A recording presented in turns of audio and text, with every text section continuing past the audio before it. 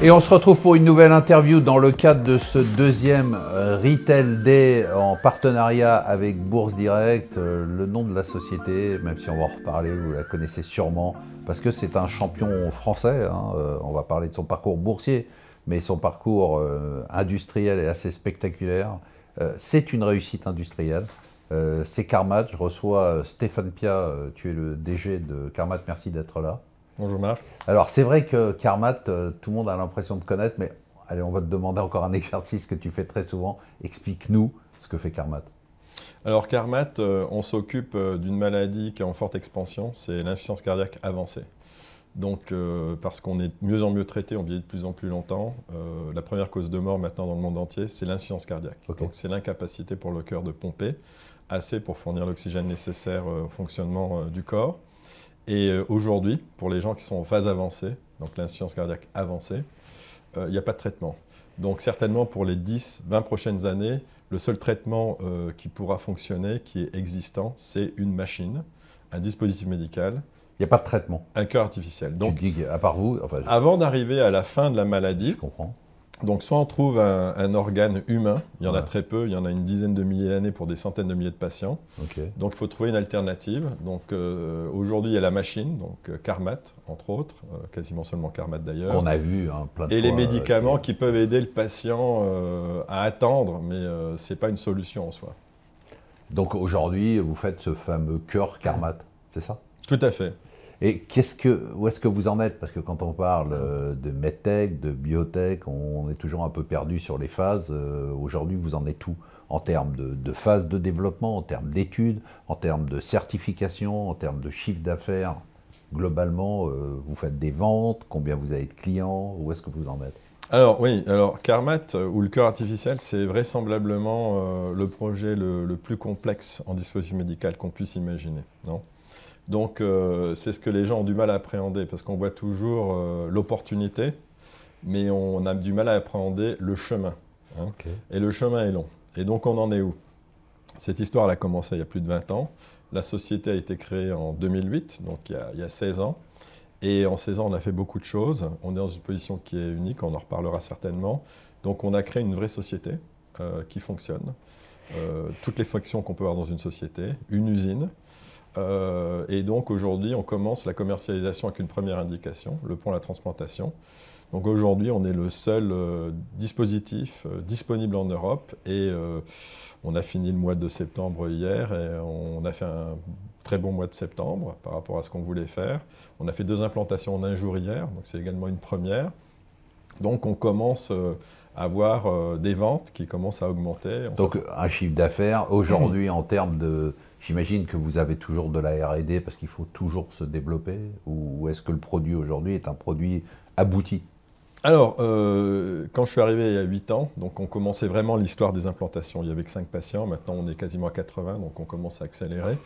C'est ce que je disais, le produit était en devenir, et en général, au point où on était quand je suis arrivé, il faut au moins 10 ans pour stabiliser. Donc je suis là depuis 8 ans, et on est, je dirais, quasiment un produit prêt pour la solution permanente, pour toujours. D'ailleurs, c'est notre plan l'an prochain, c'est de commencer des implantations pour toujours. Donc ça veut dire que l'an prochain, on pense qu'on aura un produit qui pourra durer des années. Donc en termes de fiabilité, oui, on a résolu quasiment tous les problèmes. Grâce aux patients qu'on a traités la dernière année, qui sont un peu plus de 50, on a vu des petites choses qu'on est en train de régler, mais le produit l'an prochain, on pense qu'il pourra durer très longtemps. Donc on a un produit stable. Donc là, vous avez 80 patients? Quasiment, oui. Qui ont été traités depuis le début. Ouais. C'est incroyable, non? Ben oui, parce que ce qui est incroyable, c'est qu'on a accéléré, parce que les gens, quand ils regardent l'histoire Carmat, d'où l'essoufflement du petit porteur, ce que je peux comprendre quand on ne connaît pas notre business et qu'on n'est pas un long haul investor, on peut penser que c'est long, mais ce n'est pas long. Surtout si on se compare aux autres, on va beaucoup plus vite. Et quand je suis arrivé en 2016, on avait 5 patients. Et là, la dernière année, on en fait plus d'1 par semaine. Donc ça commence logiquement à augmenter. Donc on va traiter de plus en plus de patients. Quel est le bilan alors tu nous as parlé de mois de septembre, merci, mais le premier semestre, c'est passé comment? Alors le premier semestre, bon, le contraire a été décevant. On a fait 7 fois plus que l'an dernier, mais l'an dernier, c'était vraiment le début. Donc on affrontait un marché qui est nouveau pour une petite société, avec des médecins qui ne savaient pas comment appréhender l'achat, le budget, la sélection des patients, où trouver les patients, parce que même s'il y a beaucoup de patients, quand il n'y a pas de traitement, les patients, on les laisse mourir à droite à gauche. Quand il y a une thérapie, il faut dire, il y a une thérapie, il faut convaincre les gens qu'elle fonctionne, et une fois qu'ils sont convaincus, ils vont essayer de créer un parcours patient qui n'existe pas. Et c'est un peu là où on a été, je vais dire, un peu surpris. J'ai toujours l'habitude de dire, comme en anglais, on ne sait pas ce qu'on ne sait pas, we don't know what we don't know. Et c'est clair qu'on a vu qu'il y avait un problème d'organisation dans les hôpitaux. La bonne nouvelle, c'est qu'on a commencé à comprendre quels étaient les blocages dans les hôpitaux. C'est la raison pour laquelle on s'attend maintenant à une croissance plus soutenue. La preuve en est qu'hier, on a fait le 6e patient à Lille. Donc ça commence à être ancré dans certains hôpitaux. Et aujourd'hui, tu disais, vous avez, il y a quelques jours, annoncé le succès de votre augmentation de capital. Hein. Vous avez levé un peu plus de 10 millions d'euros. Tout à fait. Est-ce qu'aujourd'hui, ça te sécurise sur l'année 2024 Quelles sont les perspectives en matière de financement? Oui, alors il faut être conscient des réalités du marché. Hein. Bon, il y a déjà la situation macroéconomique, les guerres. Hein. C'est clair qu'aujourd'hui, les gens sont un peu moins motivés à investir sur le long terme. Il y a un contexte sur les small caps qui n'est pas bon, c'est sûr. Il y a déjà, sur le secteur médical, encore moins. Je crois qu'il y a 3 facteurs qui impactent notre capacité à lever beaucoup d'argent en un coup, voire 4. Le premier, c'est déjà le secteur. La medtech, à cause des réglementations qui sont de plus en plus complexes, c'est vrai que les gens hésitent parce que la barre est de plus en plus haute et de plus en plus coûteuse en termes de temps et d'argent.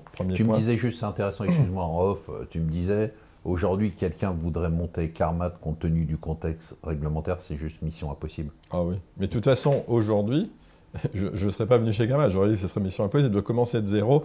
On a des collègues, on va dire, qui ne sont pas concurrents, qui n'existent même pas, mais qui ont été créés en 2008, en même temps que nous. Ils fonctionnent avec 300 000 euros par mois, ils ont 13 personnes et ils sont encore sur des prototypes. Aujourd'hui, un sujet comme Carmat serait impossible à créer. C'est pour ça qu'on est dans une situation compétitive qui est incroyablement, même si ce n'est pas bien perçu encore, avantageuse, dans le sens où personne ne peut arriver où on est aujourd'hui. Il faut beaucoup de capitaux, beaucoup de patience. Donc tu disais dans les 4 éléments, tu disais la contrainte réglementaire. Alors, le medtech en général, c'est devenu très cher. Okay. Il y a beaucoup de contraintes réglementaires qui sont, on peut discuter ce qu'on veut, mais qui sont très limitantes. Et donc l'investisseur, s'il peut choisir ailleurs, c'est long et coûteux et risqué. Donc forcément, le medtech, c'est devenu un peu sinistré, il faut dire la vérité. Le contexte macroéconomique, les guerres, la crise, les taux d'intérêt élevés, c'est le 2e point. Le 3e point, les mid-cap, small-cap, quand on est en crise, je ne vais pas l'apprendre à Marc Fiorentino, mais bon, les petits porteurs se réfugient sur les sociétés profitables avec dividendes, c'est ce qu'on voit, hein, le CAC 40, le SP500, etc., etc. Et puis, je dirais, le 4e point qui est important, c'est la raison pour laquelle Pierre Bastide, mon président, quand il est passé à BFM, disait on regarde toutes les solutions, Nasdaq, Go Private, c'est pas qu'on y travaille, mais on doit, comme société, être prévoyant. Donc, ce n'est pas la solution privilégiée, mais on regarde toutes les possibilités au cas où. Et le 4e élément que je voulais citer, c'est que peut-être que la société, c'était le business model en France, parce qu'il n'y avait pas accès aux fonds privés en 2010. Beaucoup de sociétés ont été cotées. Et il est clair que quand les temps sont longs, les gens s'essoufflent. Et si on regarde la valorisation de Carmat aujourd'hui, avec tout ce qu'on a fait, même si on devait faire un multiplicateur des ventes, admettons qu'on fasse 10 ou 8 cette année, normalement, pour une société en croissance, c'est 15-20 fois. Et on est moins valorisé que ça. Donc clairement, il y a eu un essoufflement et il y a un problème de compréhension, de patience par rapport au développement d'une société mid-cap en medtech, en santé, pas en France, en Europe. Ouais, donc tu as répondu à ma question. Ma question, c'était de dire, est-ce que tu as le sentiment que le marché à la fois comprend votre activité? Je crois que maintenant, il la comprend. Il ne comprend peut-être pas ces cycles longs, mais il sait ce que vous faites. Mais par contre, est-ce que le marché a la bonne appréciation de votre société? On peut dire non. Non, parce que si on prend la position de notre société, non. On prend les forces d'une matrice de porteurs classiques sans faire de stratégie. Il y a un marché qui est incommensurable. Il n'y a pas de concurrence. Au niveau clinique, on ne sait pas qui pourra un jour, ou très prochainement, c'est-à-dire en moins de 10 ans, arriver à des résultats comme les nôtres où on n'a pas de complications cliniques, où la qualité de vie est incomparable, dans le sens où on a un patient, je ne vais pas dire où, qu'on veut transplanter rapidement parce qu'on est approuvé pour le pont, donc on ne va pas le faire durer 2-3 ans parce qu'on ne sait pas si la prothèse actuelle, demain on le sait qu'elle durera des années, mais aujourd'hui on est approuvé pour le pont, donc la transplantation après Carmat, et le patient veut rester sur Carmat. Mais ce n'est pas le premier parce qu'il est bien, et c'est assez unique. Il sait que le cœur Carmat lui donne un confort qui est incomparable. Donc il est clair que le marché incommensurable, une solution unique, des médecins qui veulent le faire, qui doivent passer la barrière de l'organisation en interne. Et ils vont le faire. Je citais Lille qui en a déjà fait 6. La Pitié, on en a fait encore un hier, ça commence. Donc, on est dans une situation unique. On ne voit personne qui pourra arriver au niveau technologique et financièrement. C'est juste un problème de temps. C'est un problème de temps et d'argent. Et d'argent. Le temps, c'est de l'argent. Ouais, c'est le cas de le dire. Mais là, le problème aussi, peut-être, hein, je ne me fais pas le porte-parole des actionnaires, mais peut-être qu'il y a cette inquiétude de se dire, bon, ben, finalement, il y a toujours de la dilution, peut-être. Tout à fait. Voilà. Mais c'est vrai. Et la dilution, c'est surtout quand le cours est sous pression. Et le fait est, et c'est pas... c'est des discussions que j'ai fréquemment avec mes actionnaires, les plus grands, même les plus petits. Je suis très content. Je suis actionnaire moi-même, j'ai investi 500 000 € sur l'histoire de Carmat. Moi, mon PRU sur les premiers 300 000, il est à 74 €, bon, pour dire. Donc, qu'est-ce qui se passe? C'est qu'il est clair que aujourd'hui, le cours, il est là où il est. Je ne peux pas le commenter comme DG, mais il est largement, il ne faut pas être un économiste vraiment très expérimenté pour voir qu'il est sous-estimé très largement. Mais il y a un problème de contexte, de patience. Et il est clair que par rapport à notre situation stratégique, il y a un potentiel qui est énorme. Et ce n'est pas le fait de Carmat. Si je regarde des proxys sur le marché français en biotech, qui sont largement pénalisés, c'est juste un problème de catégorie à laquelle on fait partie. Est-ce que, voilà, on va passer, merci hein, d'avoir été très transparent et très clair. Je passe à quelques questions qu'on a reçues. Pourquoi on voit une vraie montée en puissance du nombre d'implantations? Pourquoi vous n'accélérez pas? Alors, c'était un peu la déception parce que Pierre, justement, il qualifiait, pour la même question qui lui avait été posée à BFM, pourquoi on est en dessous des attentes initiales, hein, qu'on a nous-mêmes communiqué au marché. Alors, il parlait un peu d'enthousiasme ou de naïveté, c'est une manière de le qualifier, mais ce n'est pas de la naïveté, c'était juste de l'apprentissage, pour un peu requalifier. Et enthousiasme, c'est l'enthousiasme que nous communiquaient les médecins.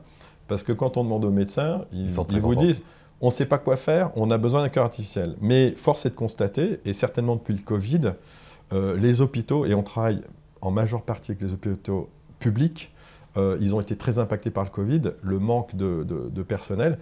Il y a un hôpital sur 10 en France qui est dans notre étude qui va très fort, qui n'a jamais recruté un patient, et c'est un des plus gros hôpitaux français.